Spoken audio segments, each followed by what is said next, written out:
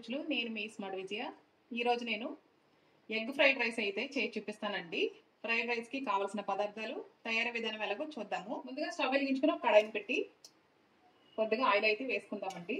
Oil వేడైన తర్వాత 3 గుడ్లను అయితే తీసుకుని బాగా బీట్ చేసి ఇప్పుడు ఆయిల్ అయితే ఫ్రై చేసుకుందామండి.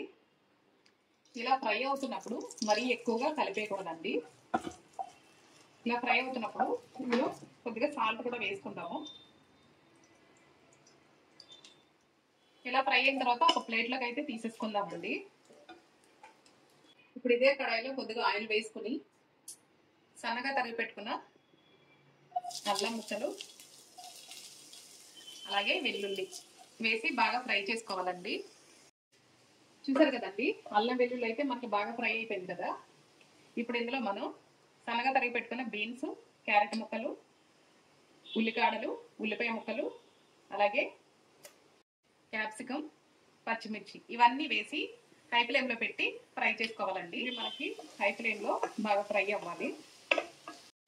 ఇలా ఫ్రై చేసుకున్న తర్వాత ఇప్పుడు రుచికి సరిపడా ఉప్పు వేసుకుందామండి. అలాగే 2 స్పూన్లు సోయా సాస్ వేసుకుందామండి. డార్క్ సోయా సాస్ అయితే వేసుకుంటున్నాను. మరీ ఎక్కువ వేసుకోవద్దు, చేదు వచ్చేస్తుంది.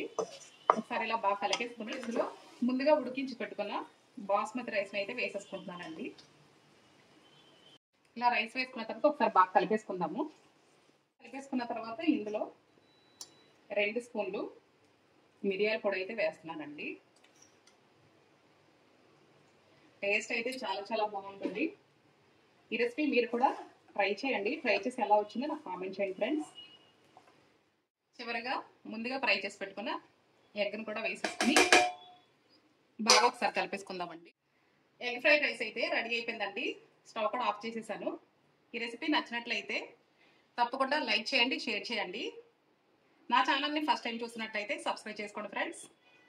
ఇప్పుడు నేను ఇది సర్వింగ్ ప్లేట్లకు అయితే తీసి చూపిస్తానండి. ప్లేట్లకు అయితే తీసేసుకున్నానండి. మరొక రెసిపీతో మళ్ళీ మీ ముందుకు వస్తాను. Thanks for watching. బాయ్ అండి.